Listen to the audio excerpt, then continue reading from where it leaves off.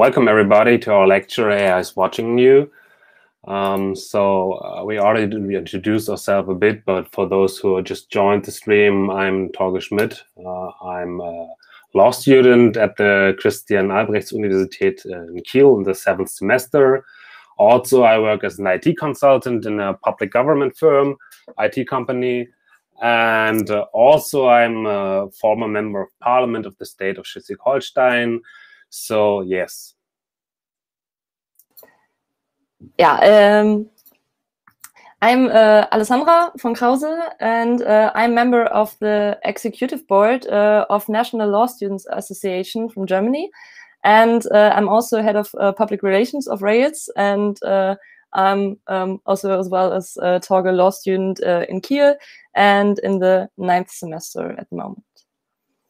Yeah, and also for those who just joined, we'd like to give you a quick introduction to Rails, because most of you might not know the association. Rails stands for Robotics and AI Law Society, and Rails is a society committed to the responsible development of intelligent systems. We are working on a legal framework that facilitates technical developments, avoids discrimination, ensures equal treatment and transparency, and protects fundamental democratic principles, and ensures that all parties involved are adequately participating in the economic results of the digitalization. So yeah, the association helps states and companies dealing with the legal issues about robotics and AI, and yeah, we are both members of it, and proudly presenting in yeah, the name of Rails the lecture today. And yeah, now to the scope of our lecture. The title is AI is Watching You, and you might be wondering what we're talking about. It's a little reference to the Big Brother is Watching You thing, and especially we want to talk, as you can see on the CCTV cameras, we'd like to talk about AI-supported facial recognition in public areas, and want to show you the legal framework, especially in the EU, because that's the law we both know the most, and want to show you a few examples of the use of facial recognition systems in the EU and some of the member states.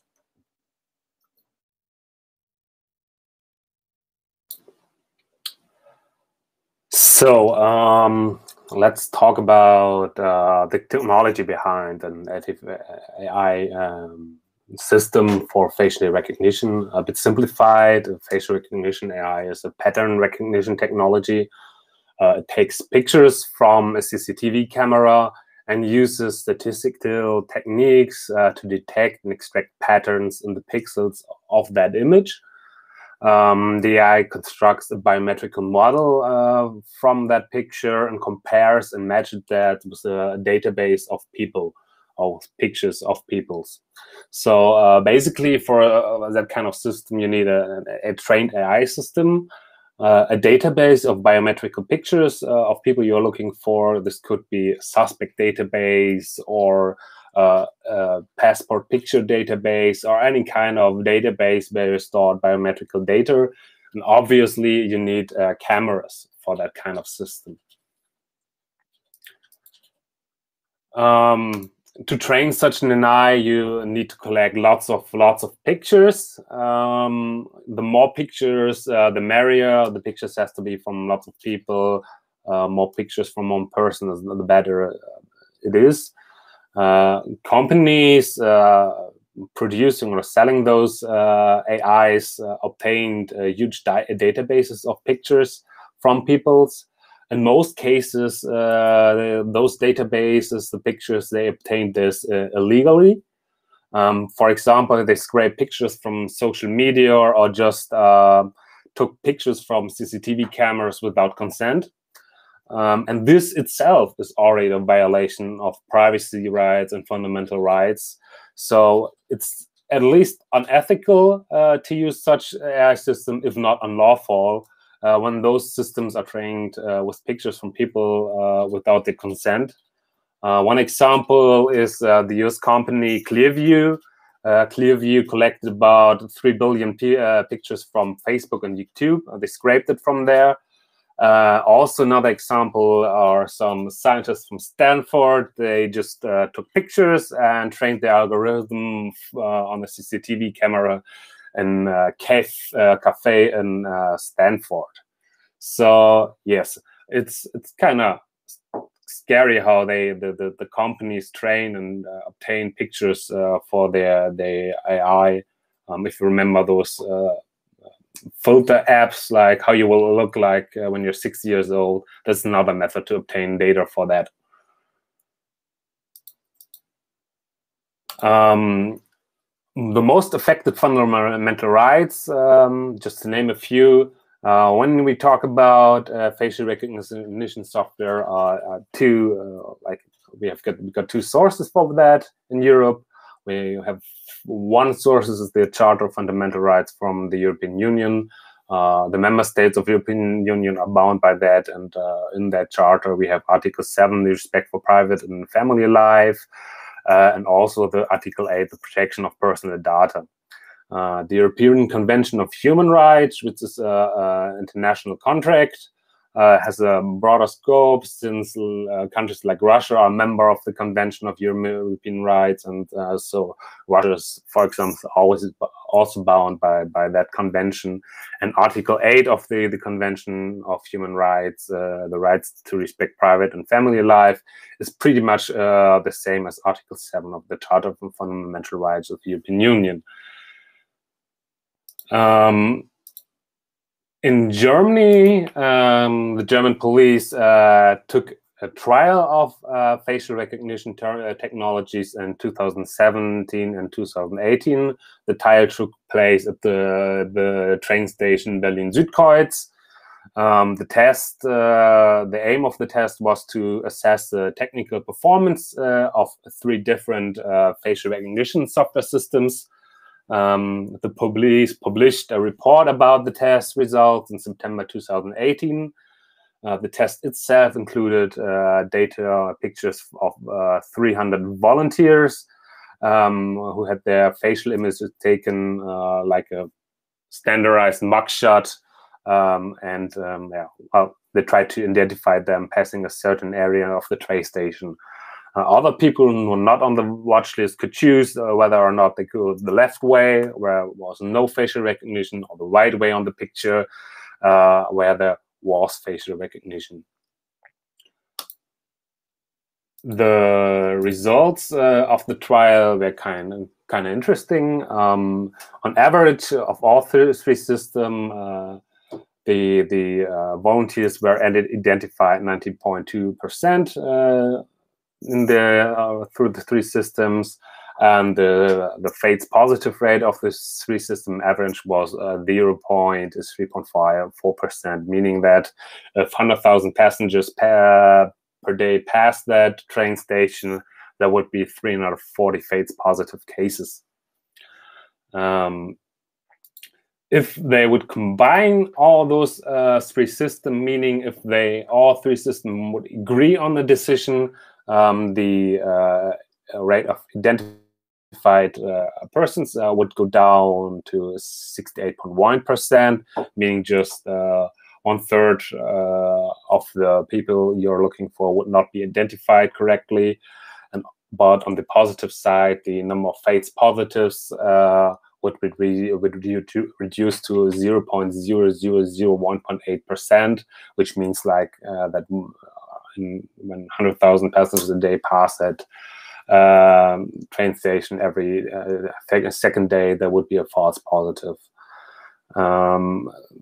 The test itself, there was no indication about how the group of 300 people were put together, so there was nothing about if there were people with dark skin color in the test group, or if they had a beard, or how many women or female there were. So there's no indication of how the test group was put together. And how effective those systems depends on the condition of the area, through the light of the pictures are taken, the light of the area of the CCTV camera, the skin color, if they wear hats, scarves, or glasses or any kind of stuff like that. Sorry. Yes. So yeah. So the problem is, I think and probably you hear more about that from the other Romania at the 9 a.m. lecture, that the trial in Berlin was under near perfect conditions, and the problem is that the U.S. government's test, they realized that facial recognition systems misidentified black people, people with black skin color. They misidentified as 5 to 10 times higher than people with white skin color. So, and also there was a test on life conditions in the UK, which pretty much damning results, I would say. So the conditions in this test were not perfect. They used a facial recognition AI at a UEFA soccer game, and actually 98% of the hits were inaccurate. So meaning just 2% of the hits of the software were actually correct. So still, even though this systems are still pretty much flawed and still not perfect, we can say that as the processing power of the graphic processing units are increasing, so the chips are getting better, the technology is getting better. So is the effectiveness of facial recognition systems. So it's simply just a matter of time and money until those AI systems are getting near perfect. But still, those systems can always be manipulated and tagged. For example, you can plant fake data in the database. So you just change a few pictures of your pixels of your biometrical pictures, so that the AI still won't recognize you, or you can attack the AI system, the facial recognition system, with another AI. So it's kind of interesting. But what I think of the biggest problem is that you actually need a database to use such systems, and those databases are getting more frequently attacked and hacked. I just put together just a few examples. So I just looked up 3 examples, and all those examples are just from 2019. So, and there are many more examples about hacks from biometrical databases. We have, for example, an example from Israel, where the database of 3.5 million Israelis got hacked, and it was the database of their identity cards or biometric passports, and the database got actually hacked twice. So another example is from India, where the database known as Aadhaar got hacked. Aadhaar is a database which is used in India for pretty much commercial reasons. So if you want to set up a bank account or get government funding or whatever, financial assisting, they use this database, and the leak contained 1.1 billion data sets of Indians and caused quite a havoc. And the reason why it's got hacked, the API wasn't secured from the database, so it's really a stupid fault. And the third example I found is a breach in so-called Suprema League, which is a software from which is used, for example, by UK police, by the UK Metropolitan Police. And the data was actually unencrypted, so pretty much everyone can take it from the internet, and there was not really any kind of safety measures for that data. So, and the consequences from these hacks are really severe. If you take those data, identity theft is pretty much easily. In India, it's getting really crazy. People are opening bank accounts with that kind of data, and they're getting government money or for like, and it's crazy. So identity theft is a big problem. And also from a criminal investigation point, the worst of fingerprint as evidence is pretty much reduced, because if it's widely available in the internet, you can download it, you can actually plant it on the crime scene easily. So there's a good argument nowadays to dismiss biometrical data as evidence. So, and the problem is one does not simply change biometric data like passwords. If it's leaked, if it's compromised forever. People have to live with the consequences of that leak for their whole life. You can't really change your fingerprints, you can't change your iris scan while you get older, but still, yeah, your biometrical data is there, and you can't change it. It's not a good idea to experiment with those data, yet alone just build big database. But, well, hold my beer.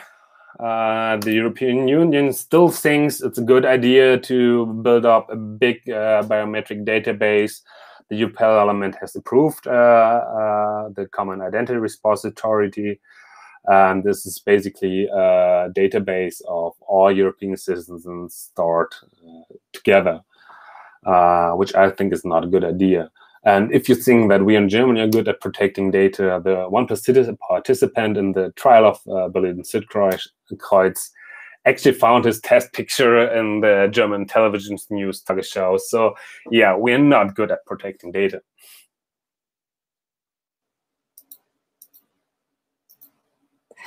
Yeah, and as we all know, as legal students or guys who deal with legal issues from time to time, we all know that for every violation of rights or for data processing, we all need a legal basis. And the question is, do we have one? And what does the EU think about facial recognition? Well, in February of this year, the EU Commission released a white paper on artificial intelligence, where they also wrote a bit about facial recognition system. And it is very clear that the EU knows about the risks that come along with facial recognition. For once, they know that there are high errors in determining gender for darker-skinned women, especially. And on the other hand, they know that there is a risk for fundamental rights in the use of facial recognition. And so the EU knows that, and most journalists and a lot of citizens in the EU expected a strict prohibition from the EU on facial recognition systems because of that risks and because the EU knows about them, at least for a few years until there's more knowledge about it and we have a strict regulation and a framework for that. But currently, we have no explicit law on general AI-based facial recognition. I'm sorry, it's late. I already got my coffee. But we also have no prohibition. So the question is, what do we do now? And when we're thinking about facial recognition, it's also data procession. So we can move to those laws who are dealing with data procession. And if you know the EU law system a bit, then a few of you might think about the GDPR at first, the General Data Protection Regulation in the EU, which regulates almost every data procession. But the problem with the GDPR is it does not apply for the purposes of the prevention, investigation, detection, or prosecution of criminal offenses. And in that cases, facial recognition is used. It's most because of the police says they want to identify criminals or lost people or, I don't know, terrorists, something like that. So for these cases, when the police wants to use facial recognition systems, the GDPR cannot be applied. But we won't be in the EU if there is not another directive on any little small details. So we have the Directive 2016/680, the Directive on Processing of Personal Data by Competent Authorities for the purpose of prevention, investigation, detection, or prosecution of criminal offenses. So exactly what we need. But as a few of you might know who know the EU system, it's only a directive, so it's not applicable straightforward for the use of facial recognition. The member states need to implement the regulations in their own state law first. So we can just use it as a guideline, but it's not the legal basis for us. But let's take a look at a few of the articles in it. Interesting for us is especially Article 10. And Article 10 regulates the processing of special categories of personal data. And as Torge already said, well, he's on this side, I'm sorry, it's mirrored. Biometrical data is not just the photo of or the image of a face, but it's more like how wide are your eyes apart, how are the proportions in your face, and those biometrical data are seen as such special categories of personal data. And those special categories of personal data, yeah, there are a little stricter, a few stricter requirements when you want to process them in comparison to like normal personal data, like your name or something like that, because it's so crucial when you're harming those data protection rights.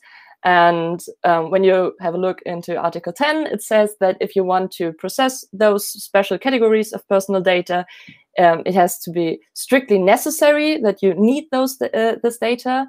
You also need to secure the data subject rights and to make sure that his or her personal data rights are not violated too much. And yeah, when we are thinking about how many false things those facial recognition systems are spitting out sometimes, it's not sure if the rights of the data subjects are adequately secured, because when someone is identified as a criminal who is actually an innocent person, you can say that their data subject rights aren't really secured at all. And the third thing you need is that the processing of special categories of personal data needs to be authorized by the member state law. And so in that case, the member states have a bit freedom in that framework where they can make their own regulations on processing special categories of personal data. So in that case, we have to take a look at the concrete laws in the member states. Another thing, additionally to this directive, where we can look at are the general data processing principles. They are not only written down in the GDPR, but in most of the directives concerning data processing in the EU. And there we have two principles that are, when you're talking about facial recognition, are important to us. The first one is transparency. And the thing with transparency is that the data subject should know when data of him or her is processed, and should be aware of the processing of his or her data. And I don't know, when you're walking through a train station and thinking about that you have cameras all around and don't have those marks on the floor, like in the Berlin-Südkreuz example, you might not know if they are just only recording your face or if there's also an AI behind it that's processing your biometrical data. And so it's really hard if you are getting this transparency when you're using facial recognition in public places and in general. And the other thing, the other principle that's interesting for us is the principle of data minimization, which means that you only should process so much data as you actually really need. And the problem here with facial recognition is you have this database and you have your CCTV or other camera footage. And in those CCTV and camera footage, there are thousands and thousands and thousands of people which faces are tracked and scanned and are matched up with the database. And the problem is you're processing way more people's faces than are actually in that database. And you can argue that that's not at all has nothing to do with data minimization, because you're processing thousands and thousands and thousands of faces which are not such criminals or such persons. So when you're thinking about those principles, facial recognition might already be a bit tricky for using in that law frame.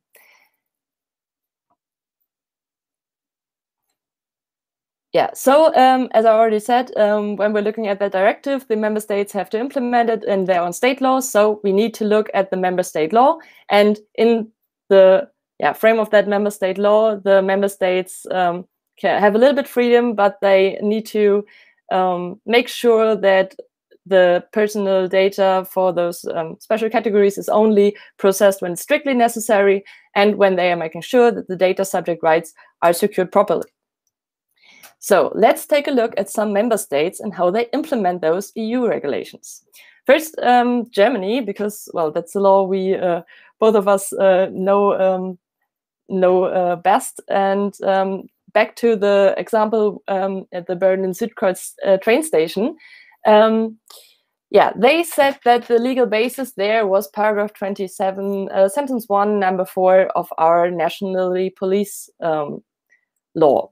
And the problem here is that paragraph 27 only regulates video recordings. So what I said earlier, they are only allowed within that paragraph that they record the image of a face, but they are not allowed to put an AI-based analysis of the face or of your biometrical features behind it. So if you're looking at it, clearly that might not be the legal basis you actually need. And if this would go to court, it might not be stand very well. But on the other hand, in that special case, you can still opt out by just going the, now is it, the white way, and if you're moving on the blue way, then you are getting tracked, but you can still opt out. So in that case, you can still argue that it's consensual when you are tracked there. But that didn't went to court, so we will never know. But there are a few other examples from Germany that actually went to court. For example, you might remember the G20 summit in 2017 in Hamburg. And we had a lot of big demonstrations and protests during that summit. One of them was called Welcome to Hell. And the police used facial recognition systems to analyze the protesters and stored their biometrical data for months and months. And as a legal basis, they used back then paragraph 48 of our BDSG, that's our national German data protection law. And in that case, it's allowed to process those special categories of personal data when they are necessary for fulfilling your tasks. And the police said that for hunt crimes, criminals, etc., they would need those biometrical data. And the problem is the Data Protection Agency from Hamburg wanted the police to delete those data, especially after those months, and claimed the legal basis was not specific enough. It is more like a general clause than an explicit rule and regulation for using AI-based facial recognition systems. But unfortunately, the court ruled it was lawful. So in that case, facial recognition systems and the storage of that data was legal. But you need to know that was not a high court decision. There was no probe on fundamental rights, and the court unfortunately didn't allow a revision. So there is unlikely no chance that the case is being decided by a higher court. So also in that case, we will never know. But there's another decision that's going on in Germany, and I think we have court decisions about this topic almost every year, and the outcome is always the same. And it's automatic recognition of license plates on German highways. And the Bundesverfassungsgericht, or federal court, always rules in that case that the general use of automatic recognition in that case is unlawful. And they argue that with the big failure rate, and especially with license plate, you think it should be pretty easy to recognize them, but no, the failure rate is still high enough, and that causes a lot of data protection infringements, especially for those people who aren't in the police database and are still getting tracked down and wrongfully matched with some of the people in the database. And when you think about it, the recognition of license plates is a little bit comparable to facial recognition, with the difference that you can change your license plate, and a license plate is still easier to recognize than a face. So when you think about that, the federal court ruled in that specific example that the license plate recognition is unlawful, you can assume that in case of facial recognition, our Bundesverfassungsgericht might decide in a similar way. But we don't want just to look at Germany. We also found an interesting case from the UK. The UK's Bridges versus the South Wales police. Bridges is a man who got caught on camera twice by an automatic facial recognition van. There's some vans by the police who are driving through the streets to protest or something like that, and have a big camera on their van who is doing this facial recognition stuff. And the first time it was during a soccer game. Bridges got recorded, and the second time was during a peaceful protest.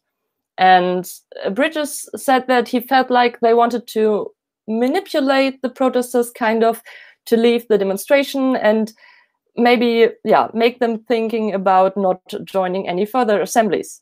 And, well, as Torge already made clear in the beginning, that the right of assembly is a fundamental right that can be violated when you're using facial recognition too much. And in that case, well, it happened. And people already were thinking about not going to demonstrations anymore.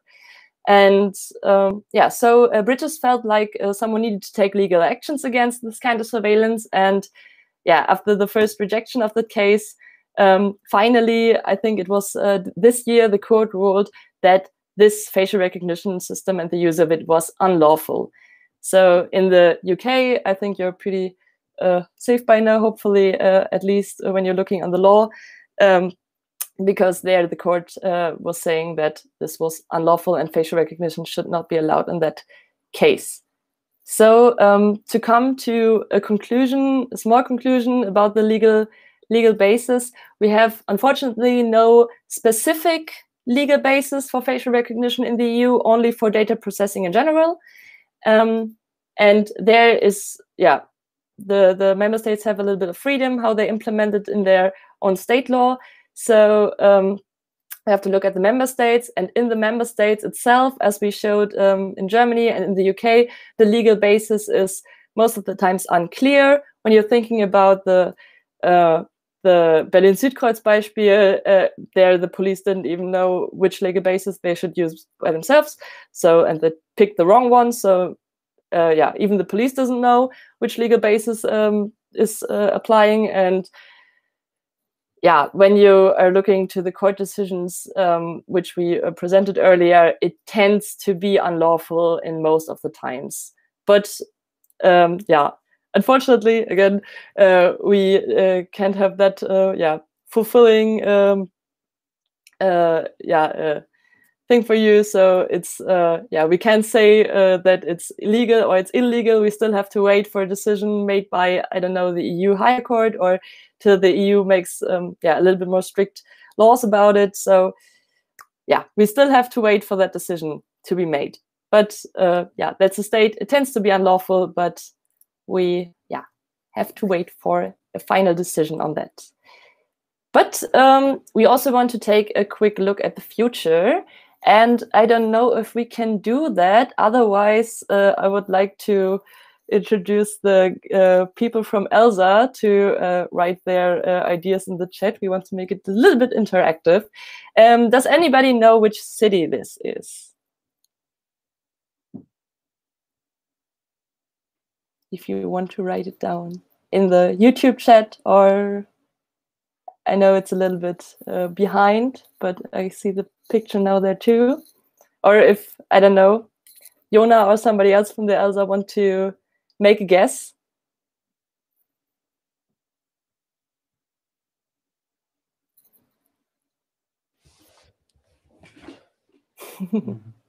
So okay. ELSA tippt, keine Ahnung. Okay, they have no idea. It's Shanghai. And as you might know, China is very popular for doing mass surveillance on their citizens and following them in every corner and every street. And in China, they have about more than 600 million cameras in the whole state. They are using smartphone cameras, they are using CCTV, and they can follow you in every corner from whole China and can always say who you, where you are, and what you're doing. And one journalist thought that yeah, he wanted to try that out and wanted to hide in the city and wanted to see how long it takes till the police is going to find him.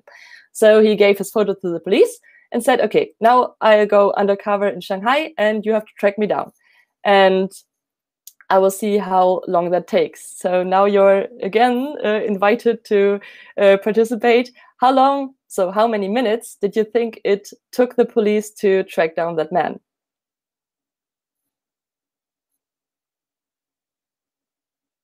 Just a quick guess.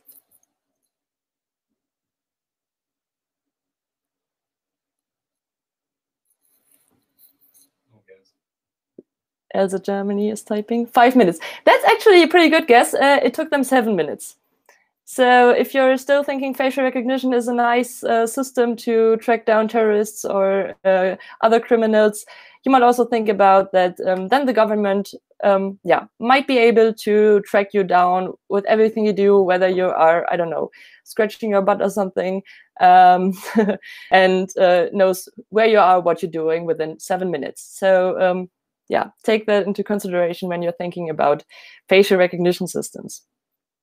Another case we are looking further to. We will still have a few months or years till we have the decision made, but is in Russia. And Russia got in a group of activists filed a lawsuit against Russia in front of the European Court of Human Rights because of a violation of Article 8, so the right of privacy of the European Convention of Human Rights. And yeah, we will have to wait a few months or years till we get the decision back, but then we will finally have that big decision that we are waiting for, whether the European Court of Human Rights is thinking that facial recognition should be allowed or not. And yeah, we are very looking forward to that decision, and I hope you do too, and have your ears open when you're hearing about that decision, hopefully in a few months and not in a few years. And another fun fact about Russia, they have a band called Pussy Riot there, also activists and fighting for data protection. And what you see on that picture is facial recognition safe makeup. So if you are in a country or wanted to make vacations in a country where they use facial recognition and you want to go a little bit more undercover, you can watch a makeup tutorial from Pussy Riot on how you do your surveillance safe makeup. And yeah, basically it does like destroy a little bit the biometrical structure of your face. So at the moment, at least, the cameras are not that able to getting your biometrical data and scanning you. But of course, as Torge already said, when the AI gets better and better, that might not help anymore. But at the moment, yeah. And it also looks fancy, so maybe the next makeup when the clubs are open again. And yeah, to come to the end, and as Torge already mentioned with this example, one can't just change fingerprints like you can change passwords.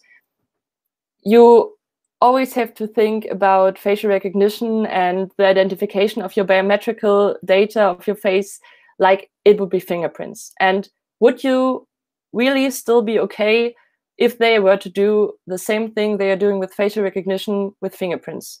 So you just have to think about when there would be no CCTV cameras, but instead the police would go to every demonstration, to every corner, and just go to you and would like to take your fingerprints. And not only would like to do, they just do it. And you have to think about whether you still want that to happen or not. Yeah, and thank you very much for listening. That was our lecture. And we'd like to invite you to follow Rails on Twitter, Facebook, Instagram, LinkedIn, and visit our website if you want. And if you have ongoing questions in your head about the topic, you can also write Torge and me on Twitter, or write us an email about it, and we can discuss that topic a little bit more. Yeah, thank you from me as well. And if you have questions, so go ahead and write them in the chat.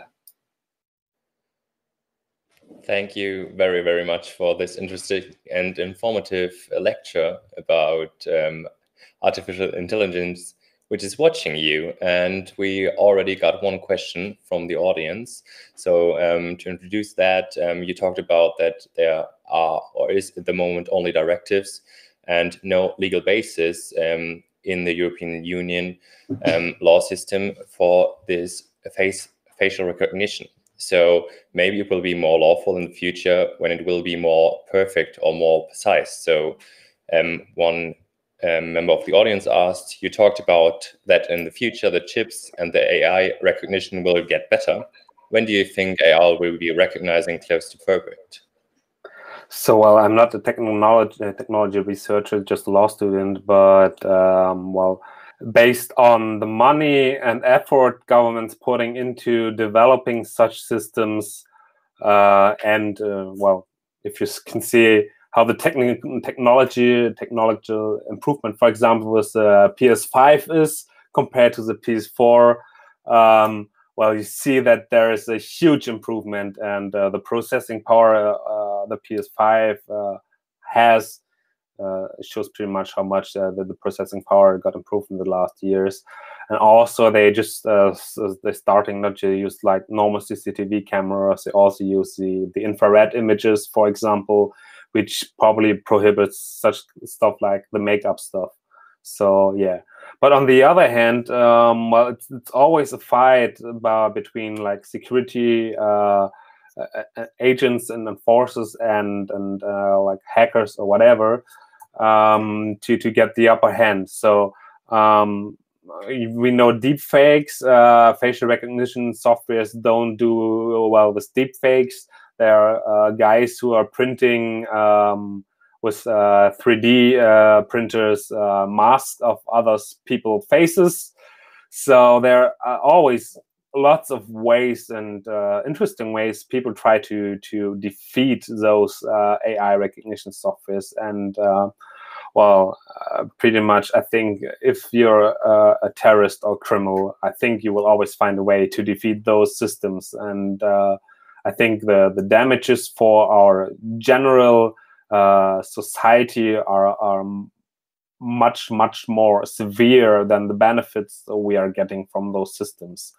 And well, the problem is not always just to recognize faces and people.